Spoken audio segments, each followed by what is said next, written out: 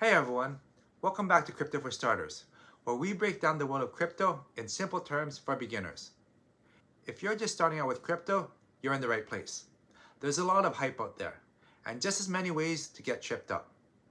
In this video, I'll walk you through 5 of the most common mistakes new crypto investors make, and more importantly, how you can avoid them. Let's dive right in.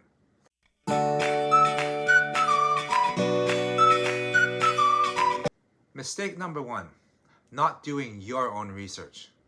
One of the biggest traps beginners fall into is blindly following hype or influencers without truly understanding what they're investing in. Just because someone on YouTube, TikTok, or Twitter says a coin is the next big thing, doesn't mean it's a smart investment. Here's what you should do instead.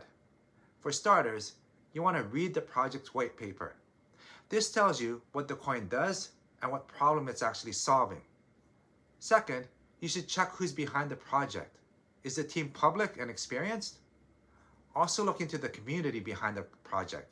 Are there active developers and real users, or is it just a bunch of hype? And you want to see how the coin actually works. Does it offer real-world utility, or is it just another meme coin? Doing your own research protects you from getting caught in pump and dump schemes, or investing in tokens with no real future. A second mistake would be if you're leaving your crypto on the exchanges.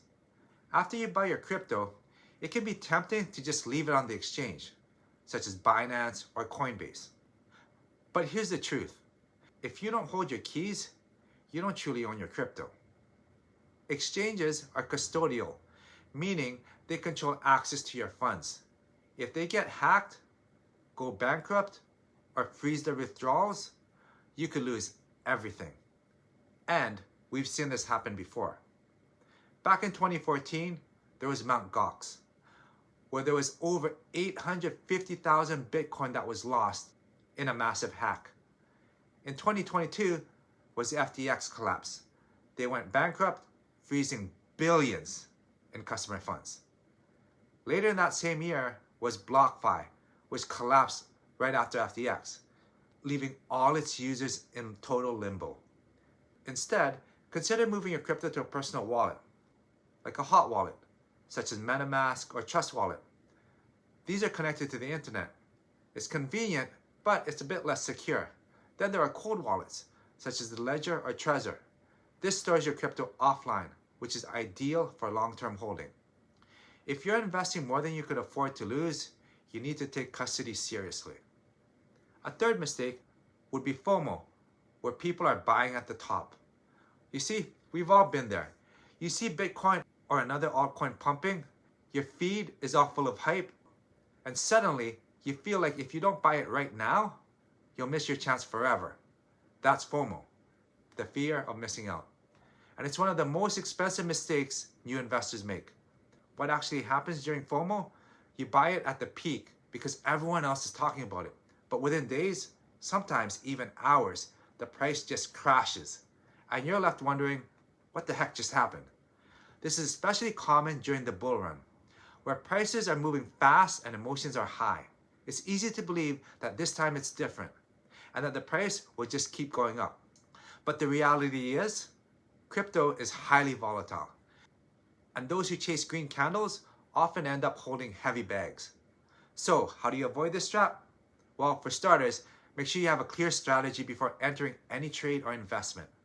Set target prices for buying and selling ahead of time, not when you're in the heat of the moment.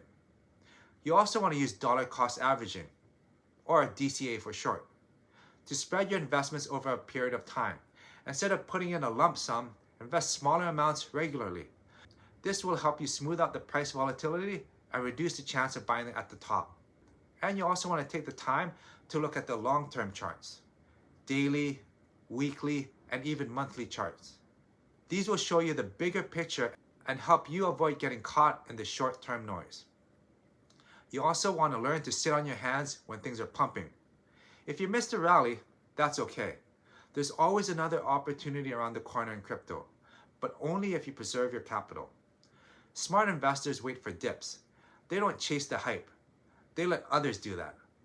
And they buy when the excitement dies down. A fourth mistake would be using only one source of information. You see, another huge pitfall is relying on just one source for your crypto news or education. Whether that's a YouTuber, an influencer on Twitter, or even a single crypto website. Here's the problem. Crypto moves fast and is full of conflicting opinions, biased content, and unfortunately, a lot of misinformation. Maybe the influencer you're listening to is being paid to promote a project.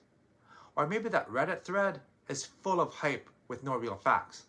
If you're only getting your info from one place, you might be missing the red flags. Or you might be missing some real opportunities. Here's what you should be doing instead. You want to cross-reference everything. If you hear about a new coin, don't just take one person's word for it. Look it up on CoinMarketCap. Search Twitter discussions. And check if there are any media outlets out there that have covered it. You want to follow multiple news outlets like CoinDesk, Decrypt, Cointelegraph, or The Block. Each has its own reporting style and focus. Watch different YouTube creators. Some focus on technical analysis, others on news, and others on deep dives.